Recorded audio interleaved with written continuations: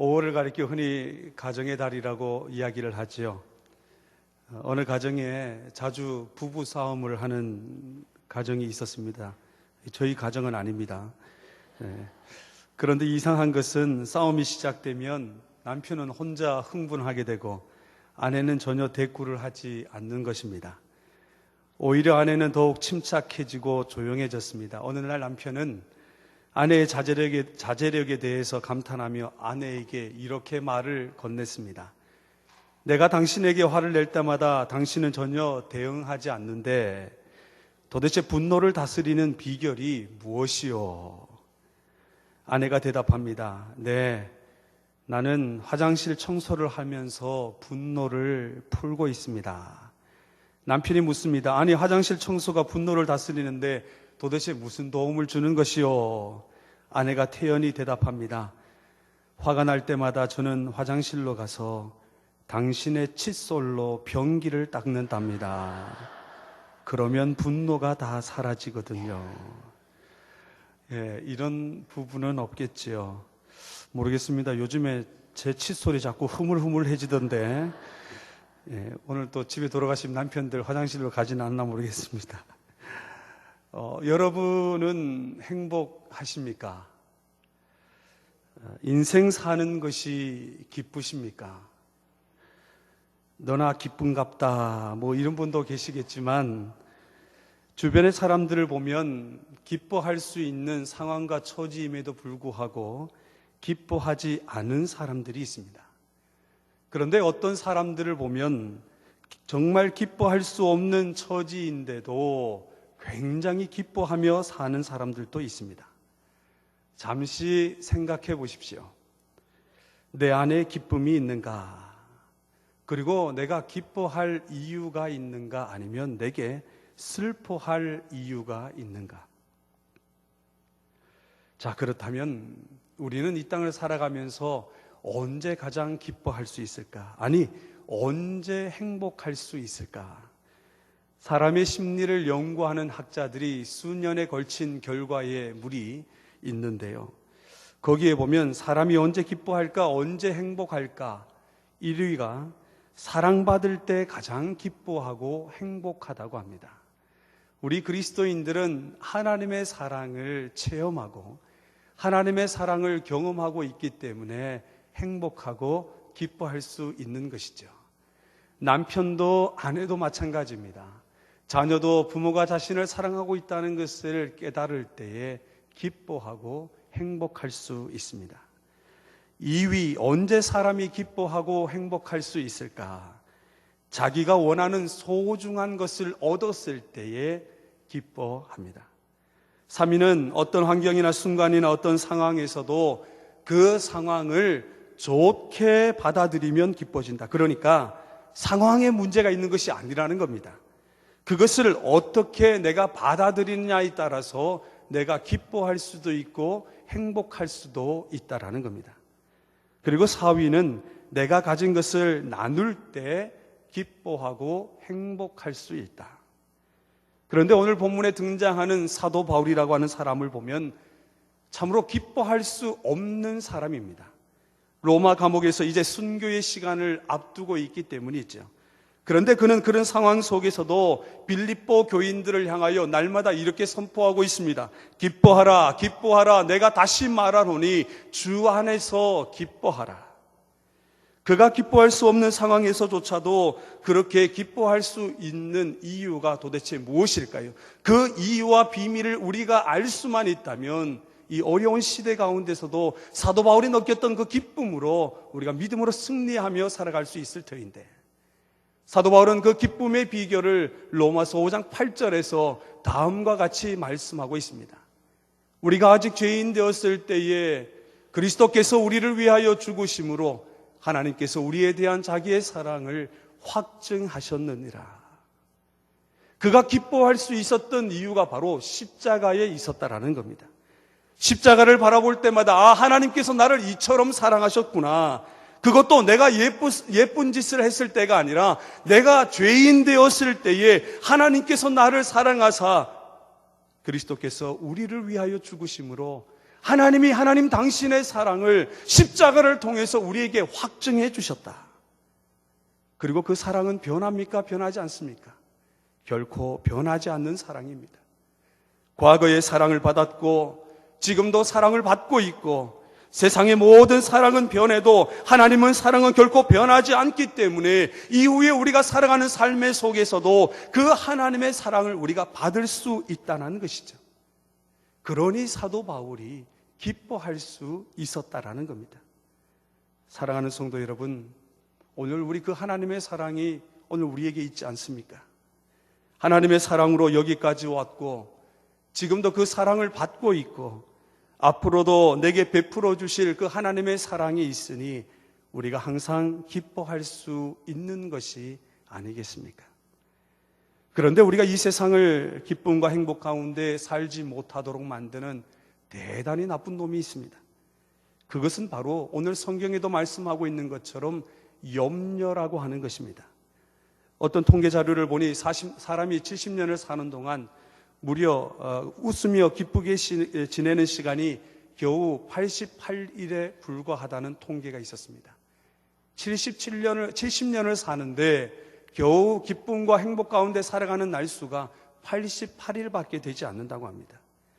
그 외의 시간은 염려와 걱정으로 인해 늘 평안이 없는 불안한 삶을 살아가고 있다. 그런데 사실 염려나 근심, 걱정이 우리 몸에 해가 되는 것임을 알고 건강에 나쁘다는 것을 알지만 어쩔 수 없이 염려와 걱정 속에서 살아가고 있는 것이 우리 인생사가 아닌가요? 오히려 어린아이 때는 근심도 없고 염려도 없고 걱정도 없는데 나이가 들면서 사회적 책임도 많아지고 인간관계가 복잡해지면서 사람과의 갈등이 생기고 신경 쓰는 일들이 점점 늘어나게 되죠. 그러다 보니 현대병의 70% 이상이 바로 염려나 근심으로부터 발생한다고 통계도 나와 있습니다. 그러면 도대체 인간은 무엇에 대해 이리도 염려하며 사는 걸까요? 의식주에 대한 염려가 있습니다. 매일 무엇을 먹어야 하나, 무엇을 입어야 하나. 건강에 대한 염려도 있지요. 40대, 50대 남성들의 질병률이 높아지다 보니 점점 건강에 문제가 심각히 대두되고 있는 것도 사실입니다. 또한 퇴직의 시간이 짧아지다 보니 은퇴와 노후에 대한 염려도 있습니다. 거기다가 무엇보다도 부모가 가장 염려하는 것은 바로 자녀에 대한 염려이죠. 결론적으로 말한다면 염려가 없는 사람은 단 한 사람도 없다라는 겁니다. 염려 속에 몰두하여 계속 염려하고 또 염려하고 염려를 계속하고 있는 우리들의 자아성을 한번 보십시오. 아마 오늘도 그 염려 때문에 이렇게 나오지 않았습니까? 오늘도 그 염려와 근심과 걱정을 해결하기 위해 지금 이 자리에 나오지 않으셨습니까?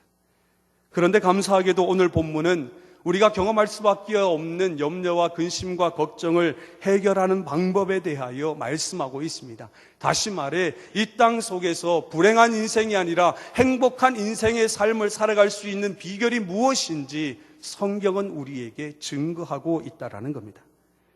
그렇다면 우리가 이 땅에 행복한 인생을 살아갈 수 있는 방법은 무엇인가? 한번 따라할까요? 기도와 간구로 하나님께 아뢰어야 한다. 네, 우리 옆에 분에게 한번 물어보세요. 염려하십니까? 물어보세요. 염려하십니까? 네, 그럼 이렇게 선포해 주세요. 기도와 간구로 하나님께 아뢰십시오.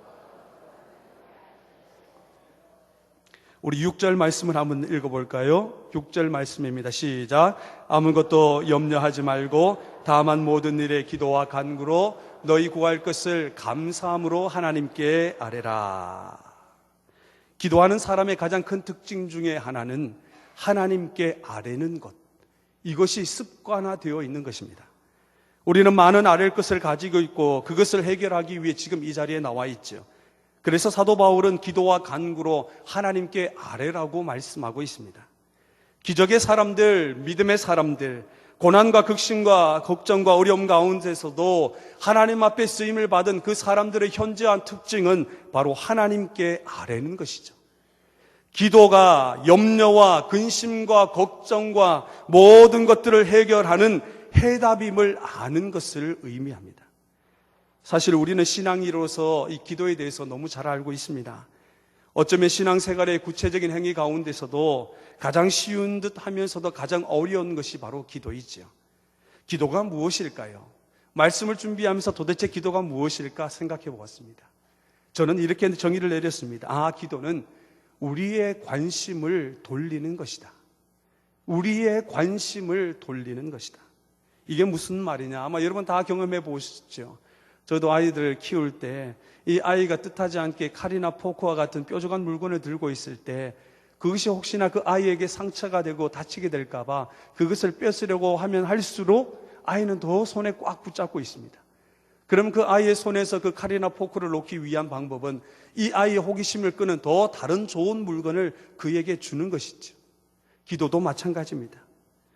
우리도 큰 문제 앞에서 너무 그것에만 매달려 고민하면서 잠 못 이룰 때가 얼마나 많았습니까? 그럴 때 오히려 다른 일에 관심을 가져보는 것은 어떨까요? 그것이 바로 기도라는 겁니다. 염려와 근심과 걱정으로 향하고 있는 우리의 눈을 다른 곳으로 돌리는 것, 바로 하나님께로 우리의 관심을 옮기는 것, 그것이 바로 기도라는 겁니다. 미국 교회 부흥 역사에서 윌리엄 케일이라고 하는 굉장히 유명한 사람이 있습니다. 그런 능력 있는 설교자, 또한 탁월한 설득력 있는 설교로 주목을 받았습니다. 얼마나 그가 능력이 있었든지 감리교에서는 그를 가리켜서 감리교의 종달새라고 할 정도로 은혜 깊은 설교를 했던 분입니다. 그런데 그에게도 고통스러운 일이 있었습니다. 밤이 늦도록 잠을 들지 못하고 급기야 자신의 베개를 들고 침상 밑에 내려와 두 손을 모으고 하나님 앞에 무릎 꿇고 기도를 합니다. 주님, 이 고통스러운 문제를 제가 어떻게 해결해야 할까요? 울부짖으며 하나님 앞에 기도했습니다. 그때 주님의 음성이 들려왔습니다. 네가 문제를 끌어안고 고통을 당하고 있거나 그러나 그 문제는 내가 해결할 일이다. 너는 자거라. 남은 밤 나 혼자 깨어 있으마. 이런 주님의 음성을 들었다고 합니다. 이후 문제는 해결되었습니다. 그런데 이렇게 말합니다. 주님께서 깨어 계시니 여러분은 평안히 주무십시오. 오늘도 잠 못 드는 밤을 이루는 염려와 걱정과 근심 가운데 있는 성도 여러분, 여러분들 평안히 주무십시오. 왜냐하면 주님이 깨어 계시기 때문입니다. 염려로 향했던 우리의 시선을 하나님께로 옮겨야 합니다. 주님께 우리의 시선을 두고 주님께 모든 것을 맡길 때에 우리는 평안히 잘 수 있죠. 사실 성경도 기도의 책이 아닌가요? 하나님께 기도하면 들어주겠다. 확실한 보장의 말씀이 바로 성경입니다. 구약 창세기부터 시작해서 신약 요한계시록에 이르기까지 신구약 66권을 통해 끊임없이 계속되어 온 하나님의 약속은 기도하라, 부르짖어라, 찾으라, 구하라, 문을 두드리라. 그러면 너의 믿음대로 될 것이다. 내가 역사할 것이다. 네가 응답받을 것이다. 우리가 예수 그리스도를 주로 믿고 고백하는 순간 하나님의 자녀가 되는 권세를 주시죠.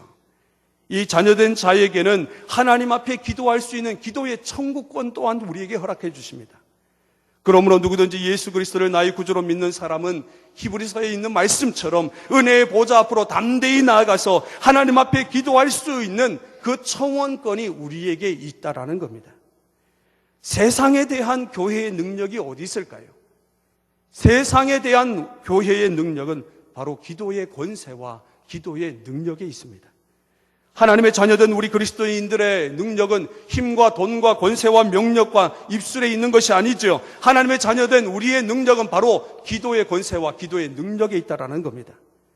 그러므로 매일매일 생활 가운데 가장 우선시 되어야 하고 가장 중요한 일이 바로 기도라는 것입니다.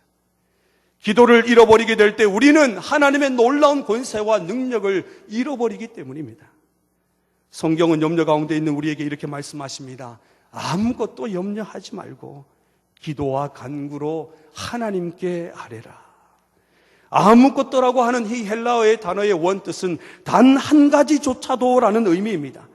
이 말씀은 우리 믿는 자들은, 예수 안에 있는 자들은, 하나님을 나의 아버지로 고백하는 자들은 단 한 가지조차도 근심하거나 염려해서는 안 된다라는 것이지요. 사실 인간적으로 볼 때에 빌립보 교인들은 그들에게 수많은 문제들을 안고 있었습니다. 그들은 예수 믿는 것 때문에 혹독한 핍박을 받고 있었습니다. 그들은 교회 안에서 분열과 다툼과 같은 혼란한 문제들을 또 안고 있었습니다. 그들이 함께 교제했던 사람들 중에는 세상 사람들보다 못한 비인격적이고 몰상식한 사람들도 있었습니다. 그들로 인하여 심히 괴로움을 받고 있는 극심한 상황이었죠. 또 그들 가운데는 이 거짓 교사들이 섞여 있어서 예수 그리스도의 십자가의 사역을 무익하게 만드는 적그리스도와 같은 자들도 있었습니다. 더욱이 당시 믿는 성도들은 의식주 문제로 인하여 많이 힘든 가운데 있는 사람도 있었습니다. 이와 같이 그들에게는 우리가 상상할 수 없는 수많은 유혹과 고난과 핍박이 있었습니다. 그런데 그런 상황 속에 있는 그들을 향해 오늘 주님은 무엇이라 말씀하십니까? 아무것도, 단 한 가지조차도 너희는 염려하지 말라, 너희는 근심하지 말라, 대신에 기도와 간구로 나에게 아뢰라고 말씀하고 있습니다. 1세기 초대교회 문서들을 보면 많은 그리스도인들의 이름 앞에 티테디오스라고 하는 말을 붙였다고 합니다. 바울도 그냥 바울이 아니라 티테디오스 바울, 요한도 티테디오스 요한이라고 불렀다고 하네요. 여기서 티테디오스라고 하는 말은 절대 염려하지 않는 사람이라는 뜻을 갖고 있습니다. 그러면 초대교인들이 자기의 이름 앞에 티테디오스라고 하는 이름을 붙인 이유가 도대체 무엇일까요? 믿지 않는 이방 세계에 자신들이 자신 있게 증거하고 싶은 것이 있었기 때문입니다. 예수님을 믿는 사람들은 염려에서 해방된 자들이라는 것을 세상 가운데 증거하고 싶었기 때문입니다. 그래서 예수 믿는 사람들은 믿지 않는 사람들과 똑같은 문제에 직면했을 때에 거기에 반응하는 태도가 달라야 합니다. 문제 앞에서 두려워 떨거나 도망가지 말아야 합니다. 문제 앞에서 낙심하거나 절망하지 말아야 합니다. 오히려 문제가 찾아왔을 때 우리는 기도와 간구로 그 하나님께 모든 문제와 염려를 던질 수 있어야 합니다. 문제와 염려 가운데 있는 우리의 눈을, 시선을 이제 전능하신 하나님께로 돌리는 것, 바로 기도와 간구가 우리에게 있어야 함을 성경은 말씀해 주고 있습니다. 티테디오스, 티테디오스. 나는 절대로 염려하지 않는다. 나는 절대로 염려하지 않는다. 오늘 우리 이 시간 하나님 앞에 선포하기를 원합니다. 한번 따라하겠습니다. 나는 절대 염려하지 않는다. 두 번만 더 선포할까요? 시작. 나는 절대 염려하지 않는다. 나는 절대 염려하지 않는다. 오늘 본문에 등장하는 두 단어, 우리가 쉽게 지나칠 수 있는 두 단어가 있습니다. 바로 기도와 간구라고 하는 단어입니다. 의미가 비슷한 것 같지만은 분명한 두 단어가 해석이 따로 됩니다.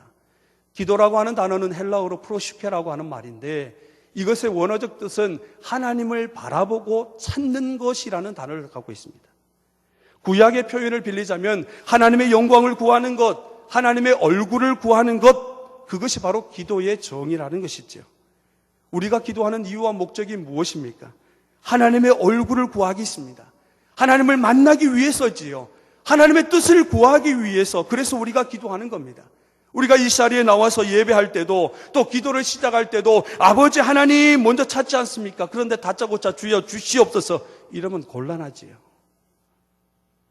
하나님을 먼저 찾아야 합니다. 오늘 여러분은 그 하나님을 찾기 위해 나오셨습니까?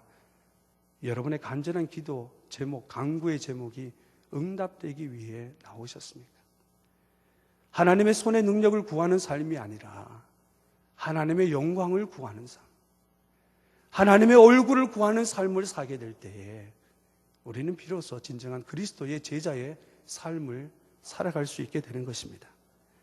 이어 나오는 간구라고 하는 단어는 헬라어로 데세이라고 하는 뜻입니다. 이것이 우리가 잘 알고 있는 기도의 내용입니다. 특정한 어떤 문제에 대해서 간절하고 구체적으로 기도하는 것을 의미합니다.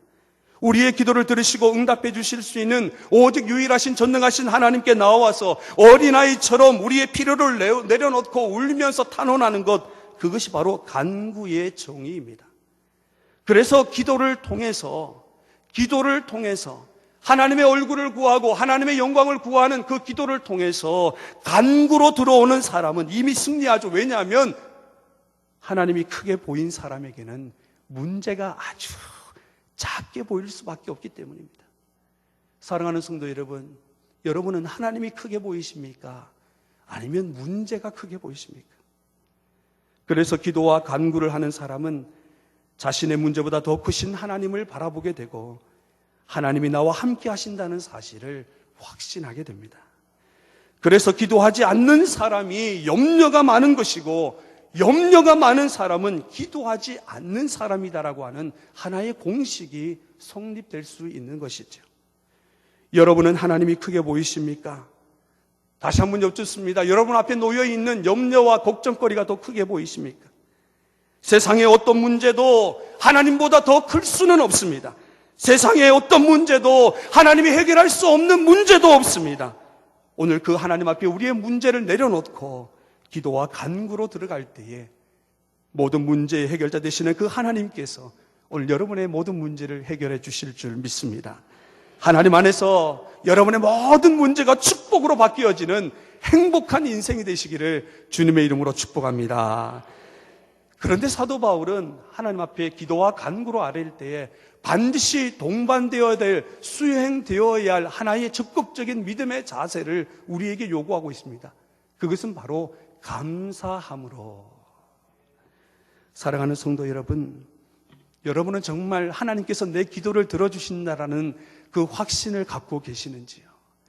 비록 지금의 시대가, 지금의 상황과 환경이 어렵더라도 하나님은 살아계시고 반드시 내 기도를 들어주시고 응답해 주실 것이라는 이 확신의 믿음이 있으신지요? 기도는요, 내가 기도하는 대상에 대한 완전한 신뢰가 있어야 됩니다.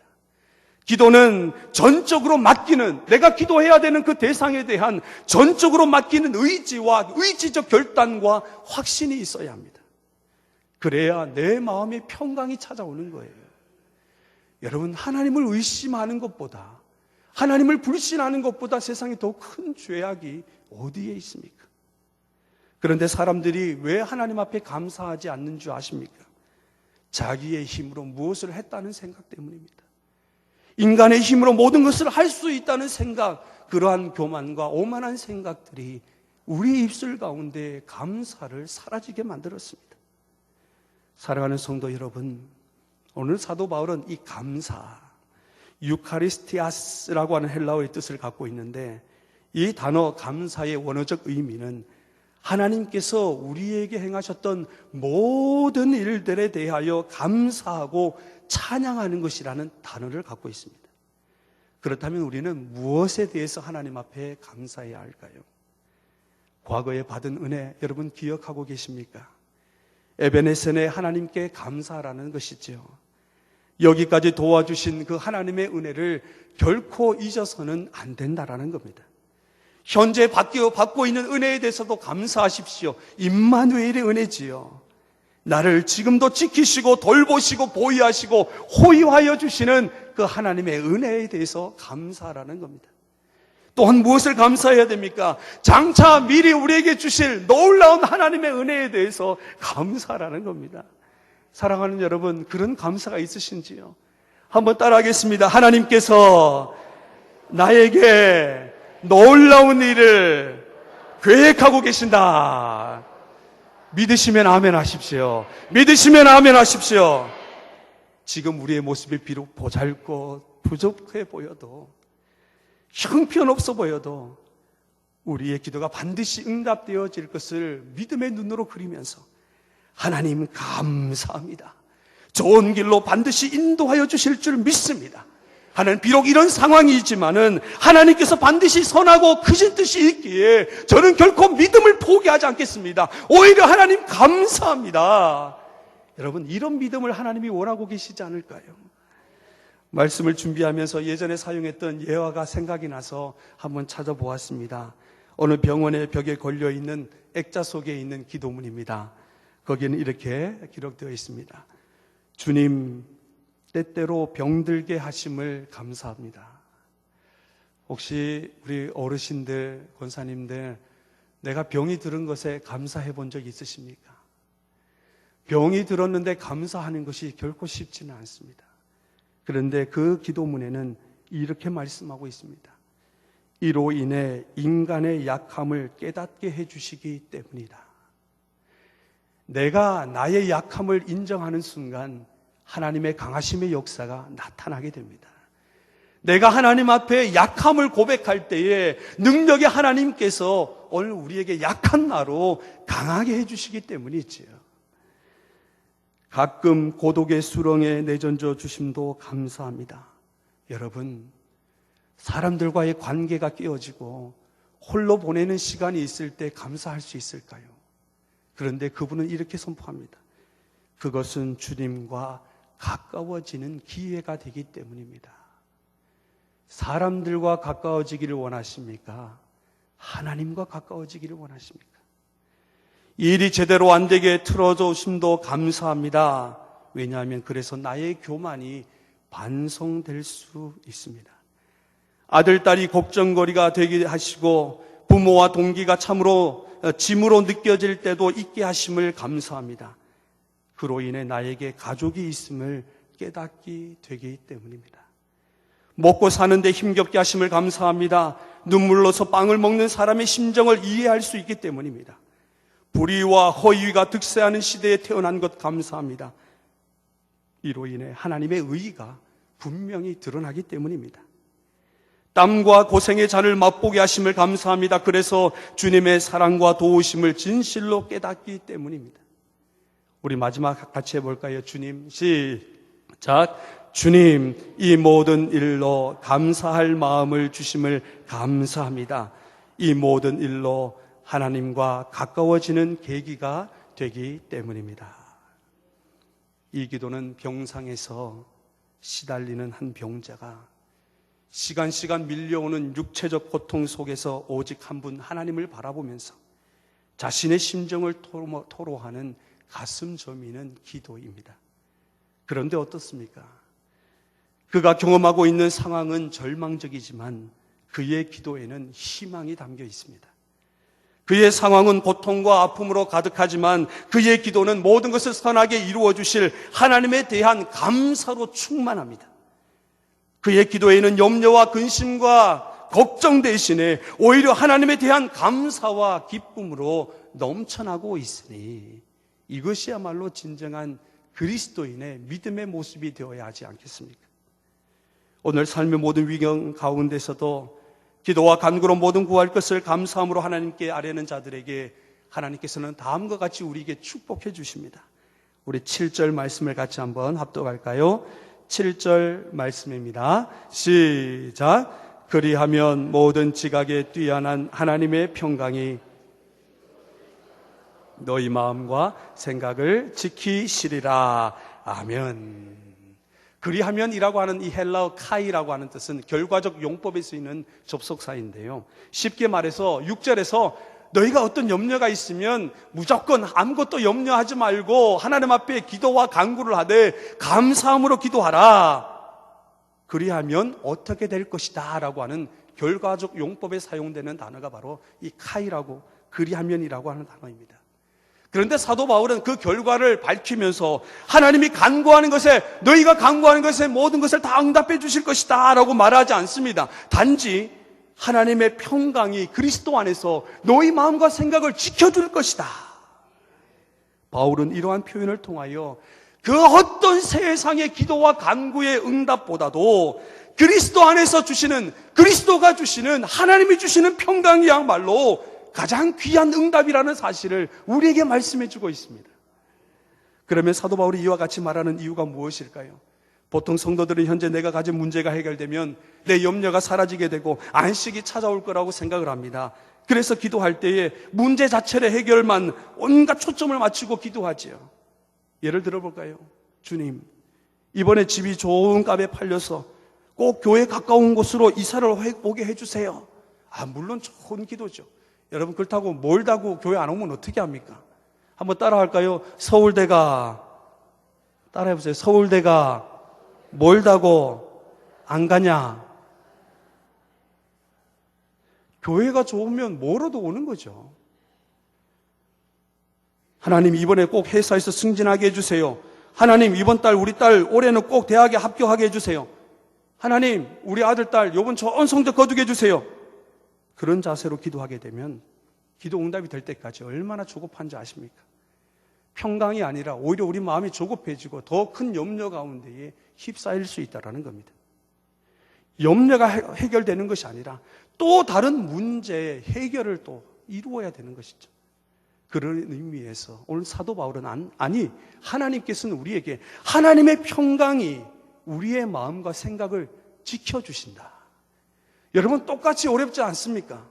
똑같이 힘든 세상 속에 살고 있습니다. 그런데 그 힘든 세상 속에서 어떤 사람이 능력 있는 사람인가, 그런 불안한 상황조차도, 그런 두려운 상황조차도 어떻게 자신의 마음과 생각을 지키느냐에 따라서 그가 믿음 있는 자인지 믿음 없는 자인지가 판가름 나게 되어 있다는 겁니다. 사랑하는 성도 여러분, 여러분의 마음과 생각을 잘 지키십시오. 아무리 어려운 일이 찾아온다 할지라도 여러분의 마음과 생각만 지키면 다 해결되는 거 아닙니까? 그러면 그것은 누가 하게 하십니까? 하나님의 평강이 임하게 되면, 하나님의 평강이 임하게 되면 어떤 소란도, 어떤 시끄러운 소름도, 어떤 상황에서조차도 내 마음과 생각을 지킬 수가 있는 거예요. 남 탓할 문제가 아닙니다. 우리 옆에 분에게 얘기합니다. 남 탓하지 맙시다. 시작. 뭔가 찔리죠? 사랑하는 성도 여러분, 세상 염려, 근심, 걱정 가운데 우리를 집어삼키려는 험난한 인생의 파도와 거센 풍파 앞에서 오늘도 애타게 주님의 도우심을 구하며 이 자리에 나오시지 않으셨습니까? 그런데 우리 주님께서 오늘 우리에게 이렇게 말씀하고 계십니다. 사랑하는 아들아, 사랑하는 딸아, 아무것도 단 한 가지조차도 염려하지 말거라. 대신에 모든 일에 기도와 간구로 모든 구할 것을 감사함으로 내게 아뢰라.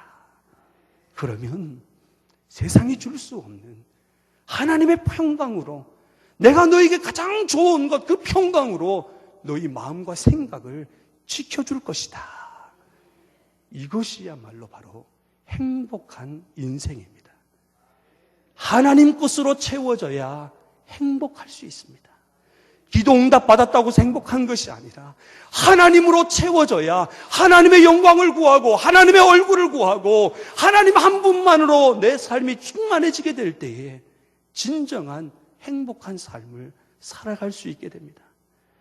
여러분들 마음에, 여러분들 생각에 무엇으로 가득 차 있습니까? 모든 것이 다 잃어버렸다 할지라도 하나님 한 분만을 얻으면 모든 것을 다 얻은 것입니다. 오늘 그 하나님으로 인하여, 하나님이 주시는 평강으로 인하여 여러분의 삶이 행복한 인생이 되시기를 주님의 이름으로 축복합니다.